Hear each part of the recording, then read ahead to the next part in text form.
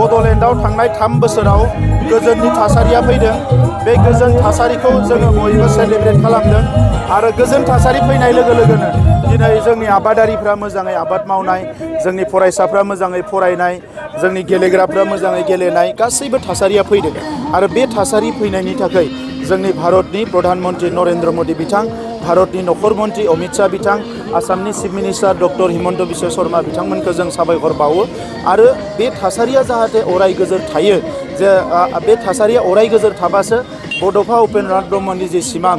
बर' माहारिखौ गेरेमसा हारि दानाय जोंनि ओनसोलखौ मोनसे जौगानाय ओनसोल महरै गायसननाय बे हाबाफारियाव जों जाफुंसार महर मोनगोन दा बिनि थाखायनो दिनै UPPL हान्जाया बाइक रेलि लादों बे बाइक रेलिनि गेजेरजों जि गोजोन थासारि बेखौ मोनसे सेलिब्रेट खालामनायजों लोगोसे रायजो राजाखौ लाफानानै इयुनाव गोजोन थासारिखौ अराय गोजोर खालामनो हायो बिनि थाखाय हाबा मावलांबाय थानो थाखाय फिन दिनै समायखिरा लानाय बे हाबाफारिखौ लादों आरो फैगौ 15 डिसेम्बराव जोंनि सरकारा 3 बोसोर जागोन बेखिनि समाव गोबां बेबायदि हाबाफारि लानानै रायजो राजाफ्रा जाहाथे जि मोनसे गोसोआव साननाय फैदों गोजोन फैबाय बे गोजोन गोसोआव साननायखौ जाहाथे बिथांमोनाबो फोरमायनो चान्स मोनो बिथांमोनाबो फोरमायनो सुजुग मोनो बिनि थाखायनो जों बेफोर हाबाफारिनि गेजेरजों बेखौ जों खालामनो थाखाय जोङो हाबाफारिखौ लानाय जादों BPF दोलोआ थाफानायनि मोनसे सरसा सोलिबाय थादों बेयो माबायदि जोंनियाव बेनि जेबो खौरां गैया BPF दोलोआ जाय पावाराव थायो बेजोंनो बिथांमोना थागोन होननानै हाग्रामा महिलारिया गोदोनो फोसावखानानै दोनदों बिथांनियाव खुनु नीति आदर्श गैया जाय पावाराव फैयो बेजोंनो थागोन मानो बिथांनो पावारल' नांगौ दा नंखायनो दिनै बिथाङा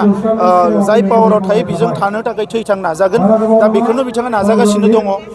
बिथांनियाव लाजिनाय मानाय बेबायदि जेबो गैया जाय पावाराव थायो बिदि थानायानो बिथांनि नीति दा नंखायनो 17 बोसोराव बिथाङा जिखिनि खामानि मावनो हादों एबा हायाखै बिनि सायाव दिनै रियेलाइजेसन खालामनानै मोनसे आदर्शगत राजनिति एबा मुलाम्फानि मोनसे राजनिति मुल्यबोधनि राजनिति खालामनाया बिथांनि थाखाय गोनां खिन्थु दिनै बिथाङा जेफोरखौ खालामबाय थादों बेजों बिथांनि BPF हान्जाया मा लाब जागोन आं बेखौ नुहुराखै नाथाय BTR ओनसोलनि रायजो राजाया जेबो लाब जानाय नङा